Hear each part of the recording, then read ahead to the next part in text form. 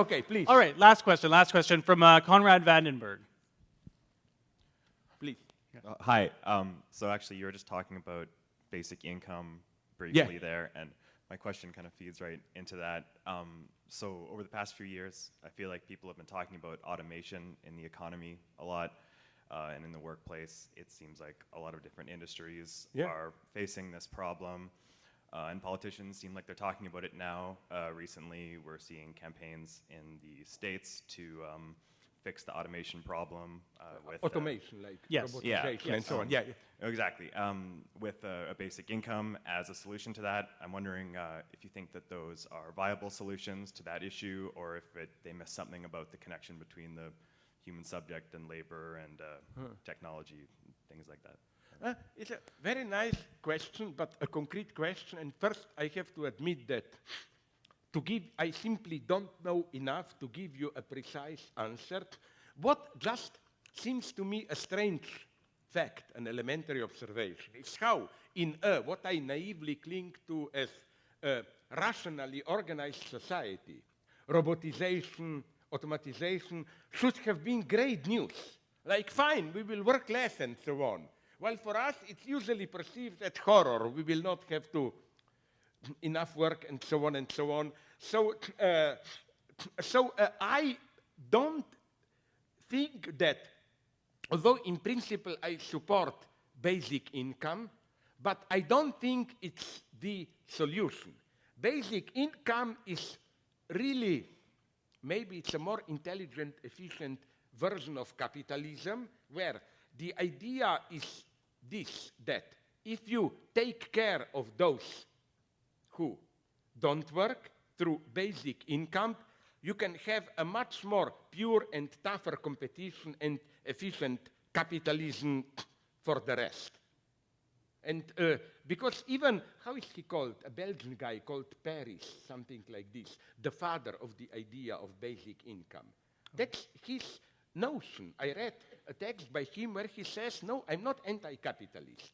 My idea is just how to render capitalism more stable and even more efficient.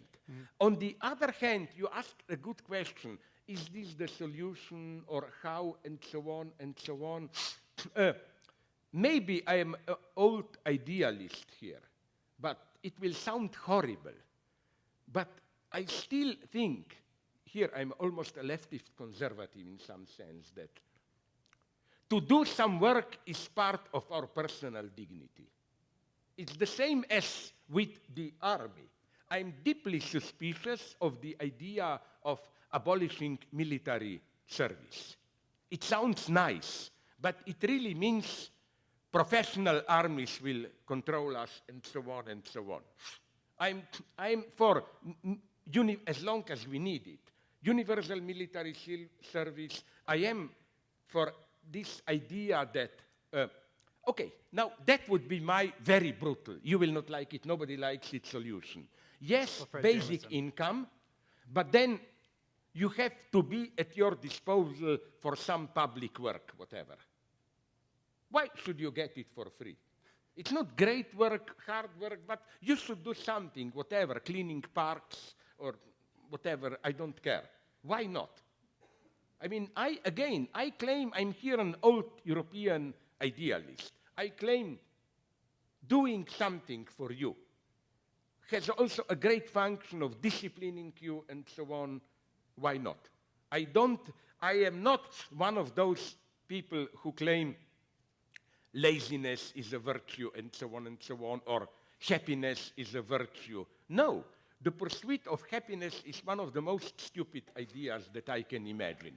Because if you analyze closely the idea of happiness, it's something very self-contradictory, because if you do an elementary analysis, you discover when we dream about how we want something, we are secretly always aware, a little bit afraid, like, you know, the old joke, the worst nightmare is to really get what you dream about.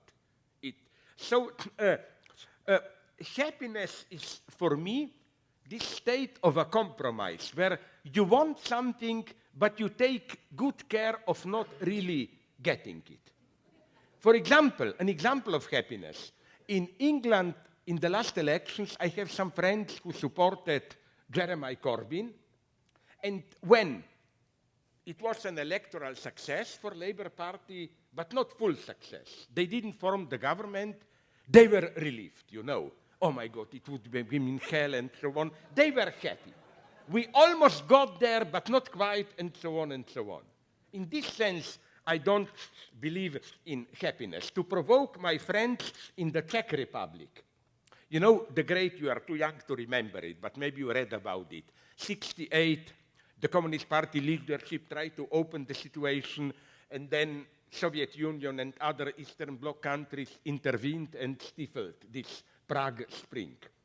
To provoke them, I said, they saved your dream. They saved the memory of Prague Spring. Why? Let's imagine that Soviet Union would not intervene. In that case, one of the two things would have happened, I claim. Either there was no genuine chance for a third way authentic socialism there. Either they would have joined the West, or at a certain point, they would have to regain control. Like, comrades, you had your fine, enough, that's the limit.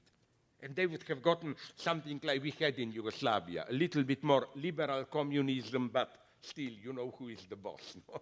So what I'm saying is that precisely Soviet intervention sustained the dream, oh my God, without intervention we would have a really new democratic socialism and so on and so on. That's happiness for me. You know, happiness is a deeply conformist category in this sense. You don't really want to get it. It allows you to live. And I'm here more. Maybe sincerely, maybe I'm bluffing, don't ask me, but at least I think I am. More radically oriented here. That's the lesson of psychoanalysis, of Jacques Lacan, do not compromise your desire. If you desire something, think about it, go to the end in it. Of course, you should reason very well, like what are the consequences and so on.